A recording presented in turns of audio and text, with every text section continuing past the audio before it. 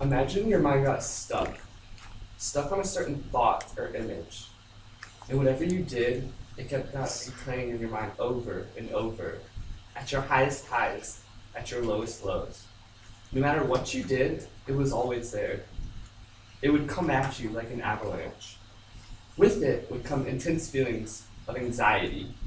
Anxiety being your brain's natural response to danger. You know this danger isn't real. You know it doesn't matter. There's nothing to be scared of. You know it's irrational. But would your brain lie? If you're having these feelings, do feelings lie? If you have OCD, they do. OCD is when the warning system in your brain isn't working right. My journey with OCD began when I was about 8. My parents first noticed it in my touching compulsions. It would begin with 3 strokes of my eyebrows, followed by a reprise, 3 strokes of my eyebrows, followed by a reprise, 3 strokes of my eyebrows. This would continue, it would be drawn up again every 30 to 45 minutes. Not sure whether this was just a bad habit or something more serious like OCD. My parents decided not to bring it up. But the thing so they helped me get rid of it. So every time I would do it, they would slap me on the back and say, no, don't do that. So eventually, like any bad habit, I broke it. But the thing with OCD is you don't break the habit. It's always there. It's always manifesting inside of you. If you break one obsession or one compulsion, you're just going to get another. It's to fill the void of getting that anxiety, that emotion out.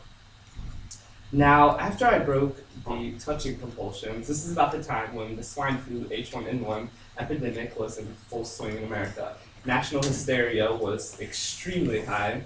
Every day, the news bombarded us with statistics of the death rate and maps of the United States as the infection spread. It felt like a bad game of Plague Incorporated gone wrong. Now, to the preteen boy that I was still afraid to go out in public. The idea that there were tiny microbials floating out there that could potentially kill me didn't sit so well. So this is when I began my healthy routine of hand washing. Probably couldn't go more than 30 minutes without washing my hands. The more corrosive the soap I could get my hands on, the better. Yes, believe it or not, Dawn dish soap, as they would have you believe, is good for the little ducts and the oil spill, is highly corrosive to your skin. So don't recommend using it as hand soap. I would also stockpile rubbing alcohol that I would pour into little spray bottles and take with me when I was out in public and couldn't get to a public restroom or when I was at school. I would run through about 7 bottles a week. Not really sure why my parents decided to replenish it that often to give me access, but it was there. It really became inherent that this was a problem when the skin on my hands became red, cracked, and eventually I would start bleeding at the knuckles. For the fear that I would develop a serious bloodborne infection from the constant open wounds on my hands, my mom decided I needed help. So my mom, being the strong-willed, God-fearing Southern woman she is, decided not to go down the traditional mental health route. The reason she did this was this is at a time where mental health still had such a stigma around it. She wasn't comfortable with the term mental disorder and putting that on her son. I don't hold that against her, but it has changed things. So in her doing to try and correct my problems, she decided to cut off all the sinks in the house. So I was only allowed to use their bathroom sink or the kitchen.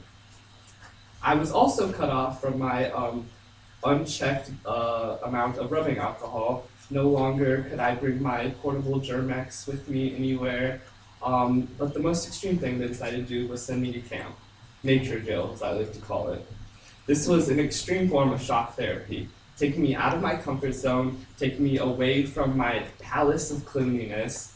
And I was surrounded by trees, bugs, dirt, nature, not having an adequate shower. And it was horrifying, but it taught me something. If I could survive 3 weeks in nature jail, I could survive with this for the rest of my life. So while I stand here before you today, I don't offer a happy ending. Yes, I still have OCD. Yes, it is a problem, but it doesn't control my life anymore. Yes, since I've been at college, it has gotten worse. I don't have the support group behind me like I did at home. Since I've been here, I think I've gone through about 5 bottles of rubbing alcohol in the 2 months that I've been here.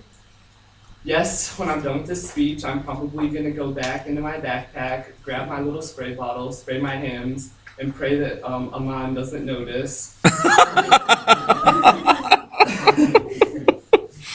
But all I can ask of you is to respect it. Respect people that have mental problems and disorders because they are very damaging to us. One of the most horrifying things I see is that people use OCD in a derogatory nature. Just because your aunt likes a clean house or your sister's really organized, they don't have OCD. They don't have the same feelings of anxiety, the same emotional response that this can evoke in you. So we are living through this nightmare every single day, and it will continue to follow us. Whether our severity gets worse or better, it all depends at the stage we are in our life.